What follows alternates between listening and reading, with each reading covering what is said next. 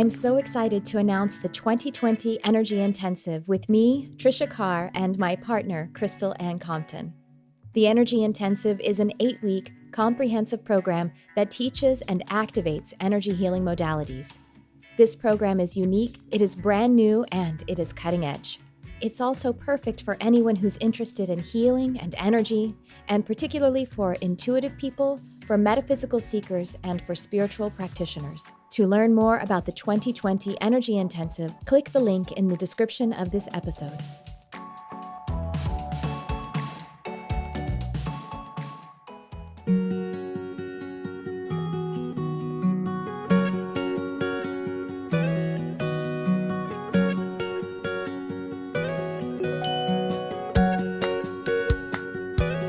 Hello, everyone. Welcome to the Charmed Life podcast. I am your host, Tricia Carr. I am a spiritual teacher, a clinical hypnotherapist, a medium, and an animal telepath. And I welcome you if this is your first time here. You can watch this on YouTube as a podcast, or you can listen to it on any podcast outlet that you get. I'm on Spotify, iTunes, all of the things. I'm on all of the places. And that's my introduction to you today for the podcast in general. And for this specific episode, this is one in a series, kind of a thematic series throughout this podcast that is Metaphysics of the Bible. I've been doing some shorter episodes and some longer episodes here and there. And I guess it's open-ended how many episodes I'm going to do of this Metaphysics of the Bible, just as when the inspiration strikes me. And so today's episode, well, actually, let me digress a little bit more in case it is your first time listening. The purpose of Metaphysics of the Bible, this particular series within my podcast, is to help us to look at this text that we call the Bible or the Torah. Today we'll be looking at a passage from the Old Testament, aka the Torah. And the purpose for this, or the inspiration and intention beneath it, comes from the fact that I was raised, well, actually, I take that back. I wasn't raised. I raised myself in the evangelical Christian church. I say I raised myself because it wasn't something that my family compelled me to do. It was something that I did as a tiny little 11-year-old spiritual seeker. And that was the paradigm that I saw available in my time-space reality to pursue and develop in a spiritual sense.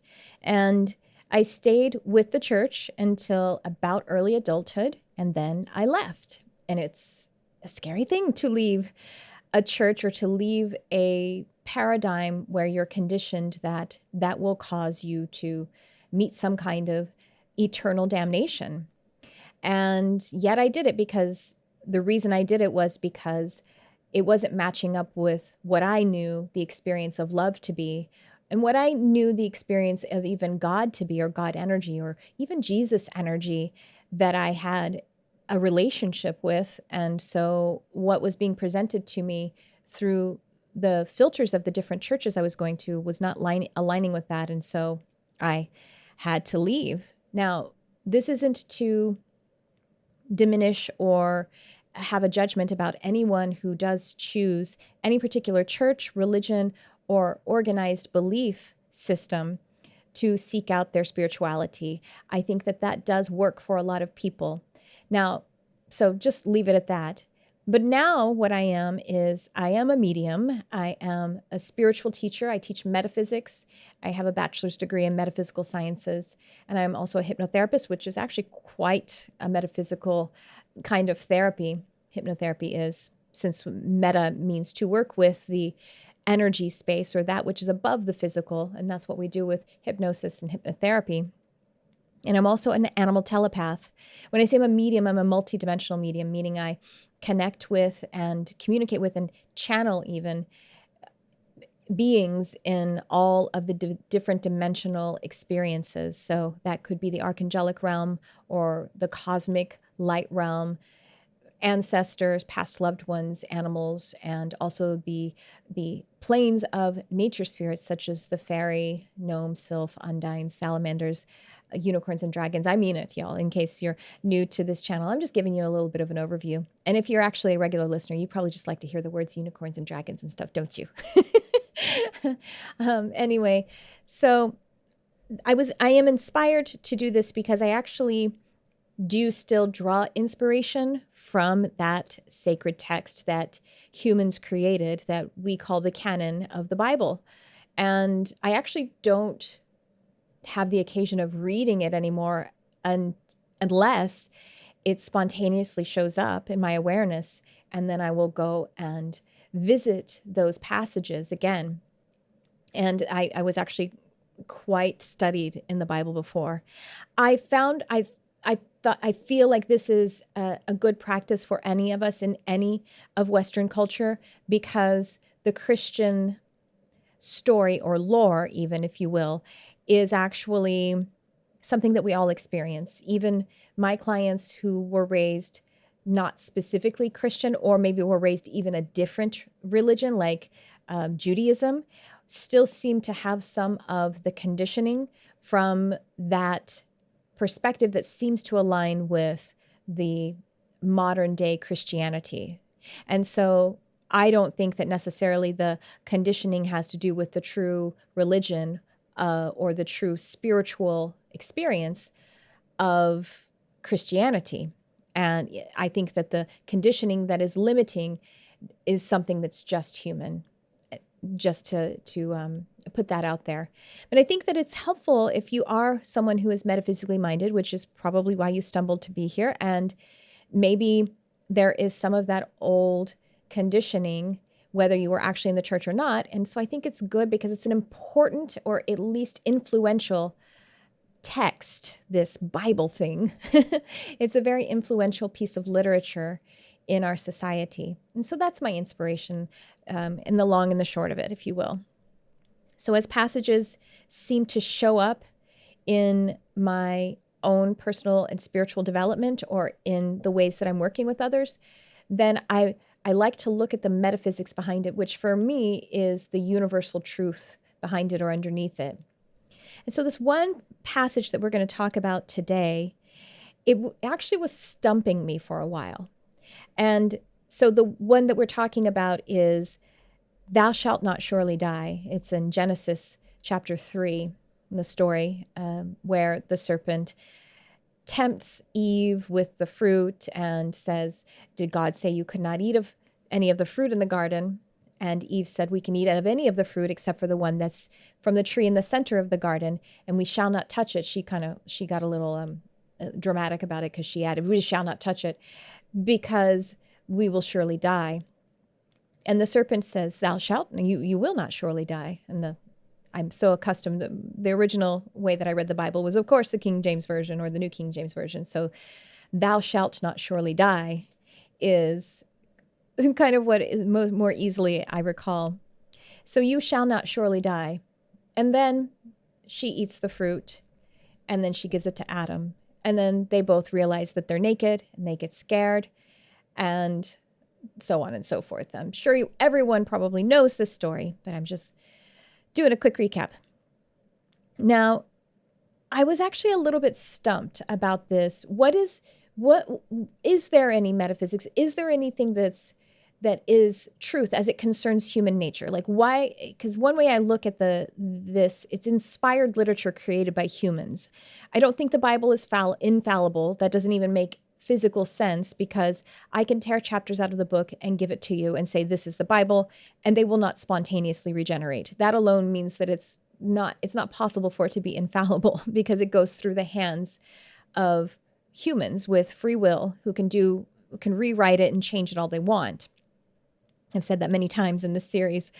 And so, but the reason I think there's inspiration there, and why maybe at some point, maybe you, but certainly I, found inspiration in it, or found spiritual development there in these words, because there is inspired content in this work, because humans are inspired and inspiring. And so I wondered for a while, is there anything metaphysical, if you want to say, or anything that's inspired or inspiring about this "thou shalt not surely die"? I thought about it for a while, and it just wasn't coming to me, wasn't showing up for me. And then interestingly, it showed up for me as I was watching this program. It's on Netflix and it's called Sabrina. And it's based on, there was like the sitcom, I think from the 90s or something, Sabrina the Teenaged Witch. And it's maybe a graphic novel series. I didn't do my research on that part. I'm thinking that's what it is. And I started watching Sabrina recently, and I think they have 2 or 3 seasons now.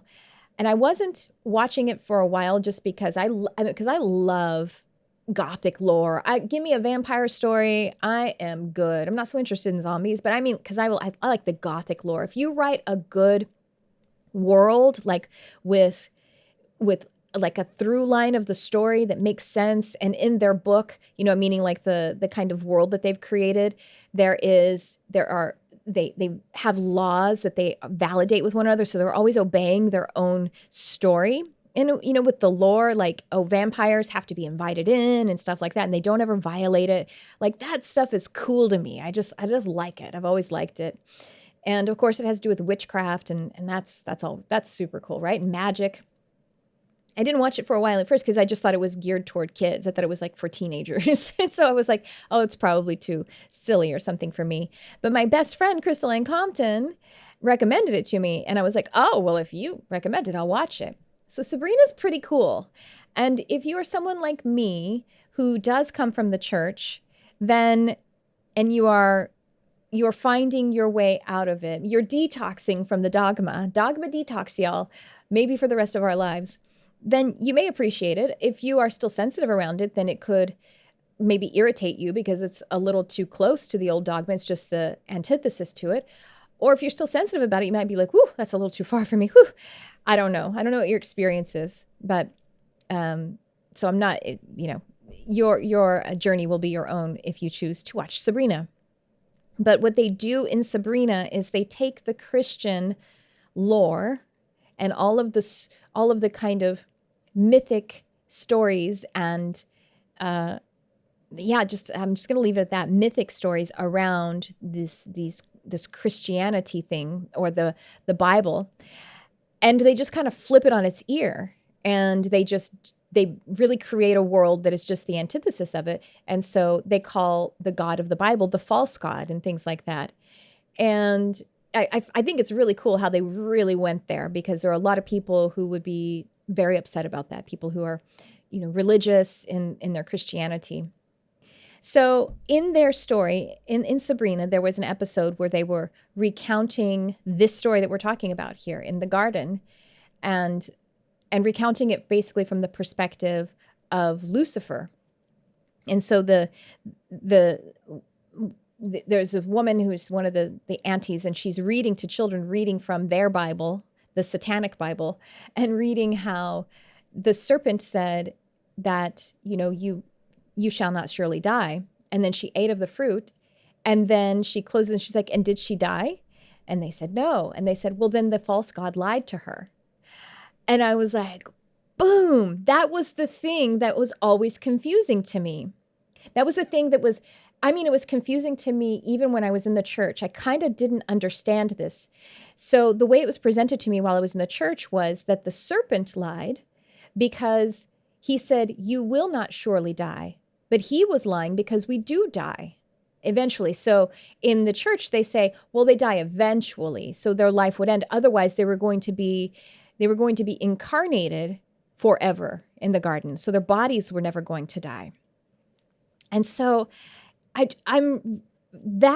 when in the Sabrina, when they said, since they didn't die, meaning I guess they didn't die instantly, that means that the Lord in the Bible story lied to them. And I was like, that's an interesting perspective, because there is a perspective that's, you could say that that's accurate because they didn't instantly die. But then, of course, if you interpret it and say, well, they eventually die and they were meant to be physically incarnated forever, then it's not a lie. However, it doesn't actually say anywhere in Genesis that they were meant to be physically incarnated forever. So they took some creative license with that, the people that explained it to me. Well, what I'm finding really interesting now, that popped for me, the metaphysics of that.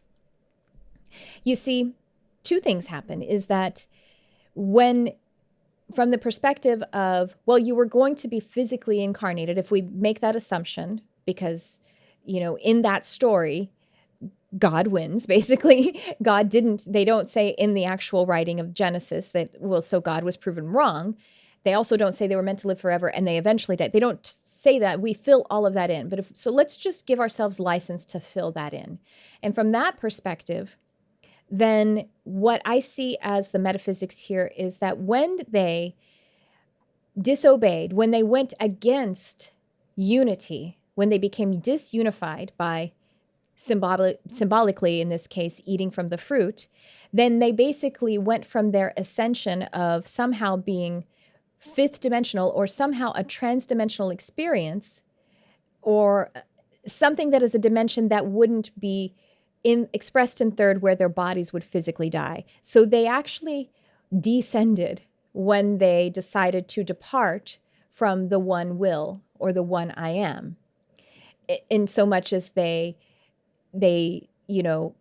ate of the fruit when they were told that they shouldn't. That was the choice. They used their free will choice to leave their ascended position, and therefore they know now they will experience a physical death. And so this perspective makes sense if you think about how they suddenly then realized that they were naked. And it's almost like now they're identifying to their physical bodies, whereas before they either didn't have a totally physical body that was 3D that was going to die, or they didn't experience it in the sense that they were fragile or vulnerable. Naked means vulnerable, right? I mean, it's not just about shame, it is, but you feel very vulnerable when you are naked. So there's that perspective. The other slightly different perspective is that God was, if we don't assume that it meant any of that specifically, that they were just physically the beings that they are, 3D. And when God said, you will surely die, or that was the message, that you will die when you eat of this fruit, basically still, again, when you depart from the unified will or the one will, and you rebel and you try to go outside of it and say, I am more powerful than the I am, then when you do that, when they ate of the fruit, then they became identified to their physical bodies. So this is the knowledge of good and evil. What the knowledge of good and evil is telling us about, this is the universal law of cause and effect, or the universal law of polarity. Pardon me, I'm not going to edit that out. I'm just going to say the knowledge of good and evil is the activation of the universal law of polarity. It's activating duality. Whereas before they were recognizing one another, but they were all in one unified consciousness, even though they were expressions of the unified consciousness as individuated beings. But when they did that, when they chose to turn their backs on the one will, in so much that they departed from the flow of creation, then they became identified with duality. They became overly identified to their bodies alone, as if they were separate somehow from the all of creation, from the all one energy. And so they believed in separation deeply.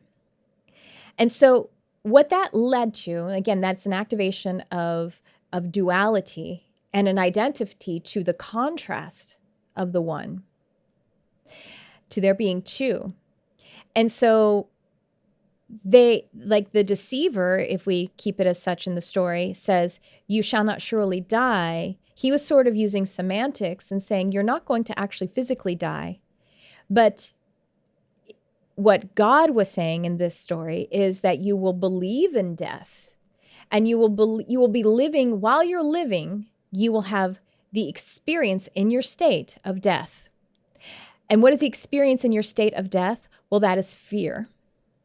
That is worry. That is shame. It is somehow judgment, duality. It is separating yourself from the flow, from the life, the positive, let's not say positive, let's say love, or the one consciousness.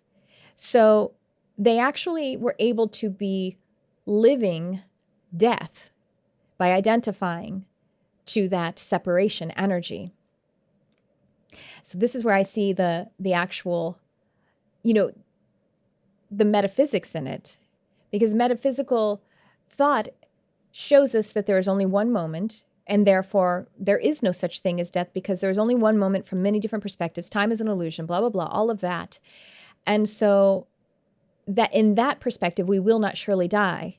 And yet we're capable of believing in death by fear, basically, in any moment that we're actually alive. From all perspectives, we're alive, even by the 3D physical being incarnated perspective. But I can believe in death at any time. Pardon me. But I can believe in death at any time, can't I?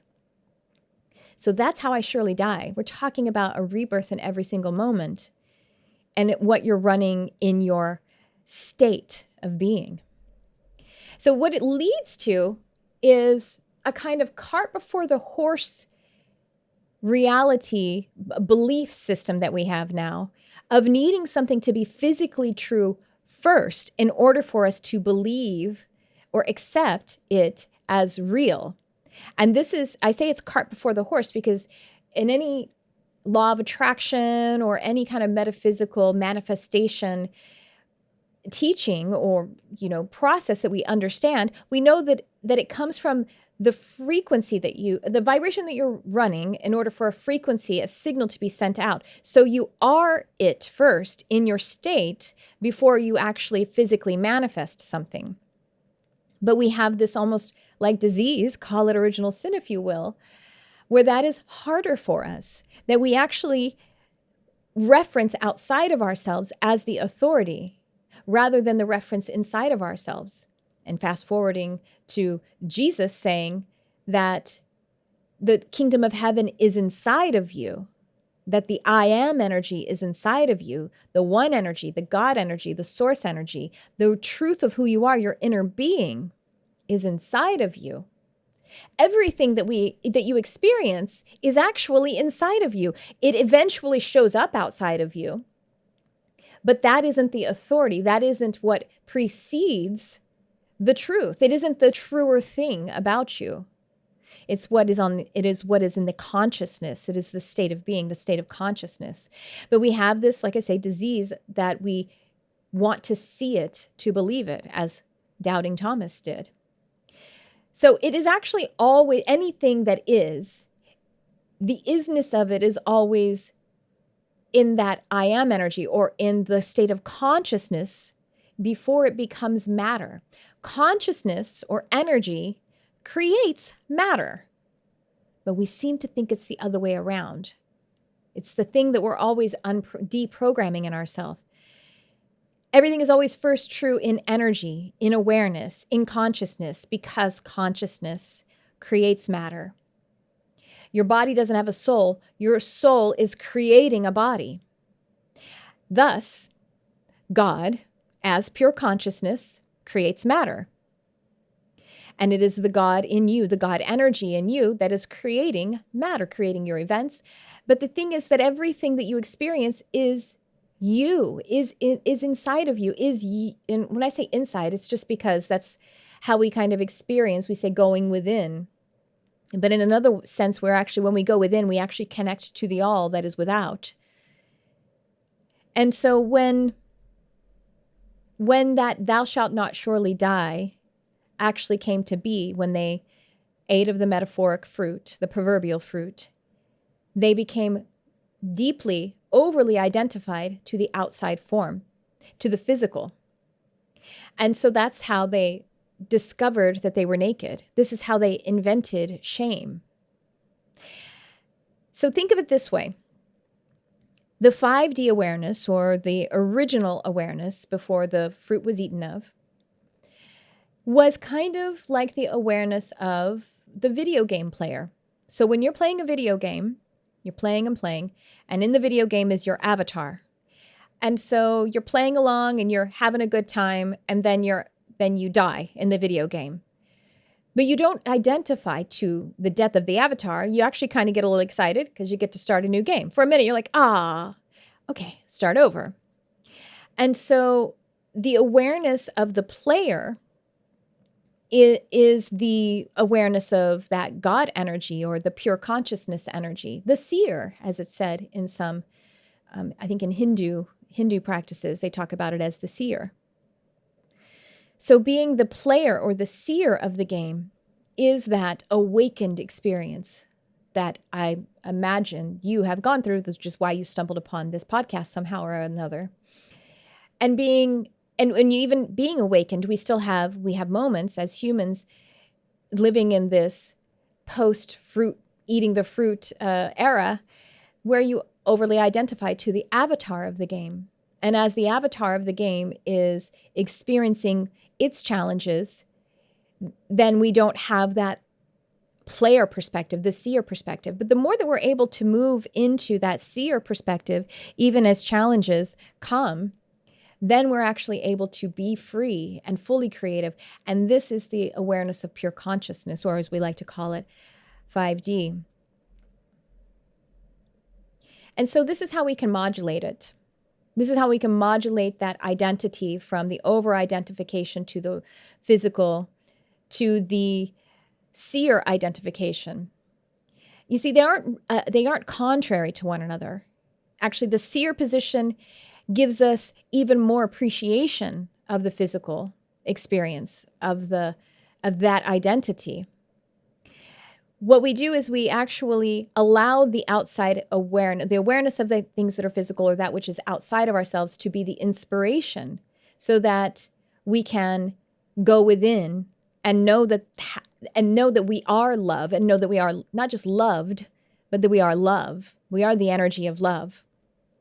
And then we are kind of consciously detaching from the external identity of it all. Consciously detaching from it is different than detachment, or doing it in an unconscious manner, which is evasion or escape. We're talking about consciously detaching from it in love, in the way that a parent will consciously detach from overly parenting their child so that their child can figure something out for themselves. You're still appreciating, you're still loving it, and you're still holding space and even giving guidance here and there to that child. But you're not doing it all for them. You're not getting down in their worry and identifying with their worry, because that's actually just going to make it worse for the child. You'll be abdicating your position as the help, as the guide, as the authority. And the one who believes that they can make it through, we actually kind of parent ourselves in this way. More than kind of, we definitely do. And so what we're really doing is we're being a third energy, and that of the seer. The three energies here would be the serpent in the story in Genesis 3, third chapter, Genesis, I should say, is the serpent being the deceiver, and that's ourselves, our own deceiver, the fear. The other energy being the human, having the experience, the multidimensional being having a human experience. And then the third energy is the pure consciousness, which is represented as God in this story. And you are all of these. All of this is you. And being able to be in that pure consciousness energy is actually the power position. It's neutral. And it creates. It's neutral and dynamic. It's like, again, like a paradox. I say again because it's something that I come across a lot. That third position is where the power is, being able to appreciate all of it in an unconditional, positive regard. And that is the God view. Ultimately, to be the third energy, which is that seer. And what I also discover in this and in all of the ways that I use metaphysics or mysticism, I see mysticism as a great art, that it also helps us to go within. And if in mysticism, my creative expression and exploration as a mystic includes things like unicorns and dragons and fairies, the archangelic, connecting with past human beings and ascended masters. And the thing is, that is all occurring within me as well as any parallel or past lives. That's all me. That is all my experience. It's happening within my being. It's anything is possible. It's all happening within my being. And that doesn't make it less true. That's the problem that we have. We think that if it is just my imagination or happening in my imaginal realm, then it's not true. But it's actually more true, because that is the place, that is the seat of creation, is that consciousness realm, the pure consciousness, the realm that is we experience by the connection of the imaginal tools. It's all happening within you. And so both are true. That Archangel Michael is a real being of light, and that I am creating Archangel Michael within my being. And the reason that second part is true, the latter is true, is because my relationship, my awareness of and to this being in the universe is my experience that I am creating, that I am allowing. And so all myths are true. All mysticism, all myths, all stories are true or can be true, but only by the power of us validating it with our consciousness. And so they both exist outside of us, but they also exist within us. But the within experience is the only thing that can be your truth, and is the only thing that can connect you to the truth, which is when something is true, it is true from all perspectives. And so only the unconditional can be from all perspectives true. And there we are back again to pure consciousness. I should say, rather than saying all myths are true, since I said that when something is true, they're true from all perspectives, let me say that all myths hold reality. All myths reveal a reality. And all truth is within you. So that's my thoughts today on Genesis chapter 3. Oh, actually, there was one other part that seemed a bit metaphysical to me in Genesis chapter 3, where they say that God was walking in the garden, or they say the Lord was walking in the garden. And I'm like, all of a sudden the Lord God walks in, is like, it sounds, he's very anthropomorphized. He sounds like a physical being. And so I am suspicious that they're referring to perhaps one of these cosmic races, these star races, that from which we are hybrid. In a few episodes of this metaphysical series, Metaphysics of the Bible, I talked about humans being a hybrid race of a few different kinds of star races, or you would say ETs, and, Sasquatch and the archangelic. And if some of you are going like, I'll put a link to that particular episode in the description here. And so I'm thinking when I see in the text that the Lord God was walking in the garden, I'm thinking that maybe this is one of those beings who were the overarching race, star beings or something like that, rather than it being that pure consciousness experience. Because how does God walk in the garden if God is the all? And the way that God does that is by being expressed into some kind of being. So that I just picked up on that a little bit. The Elohim is, let us create man in our image. That's the reference that I'm talking about from the previous episode when I talked about that. All right. So there's something for you to go and think about a little bit if you like. And I hope you enjoyed my perspective. And if you're upset, that's okay too. And if you want to leave a comment or ask a question, you're welcome to. I ask that you leave only comments that are loving, and if they aren't intended to be helpful, then they'll be deleted. Just because, not because I'm into, suppressing speech, but this isn't a free speech environment. It's the one that I'm creating, and I am creating it for others to connect to be inspired and lifted up. But questions are welcome. And sharing your experiences are welcome, and all of that is welcome if your intention is loving. And I do appreciate you so much. Thank you for listening or watching. You guys just make me you just bless me so much having this podcast that people are listening to or watching. Wow. It's seriously like my wildest dreams come true. So thank you for that. And if you haven't yet, I would love for you to subscribe, like, share, comment, review the podcast.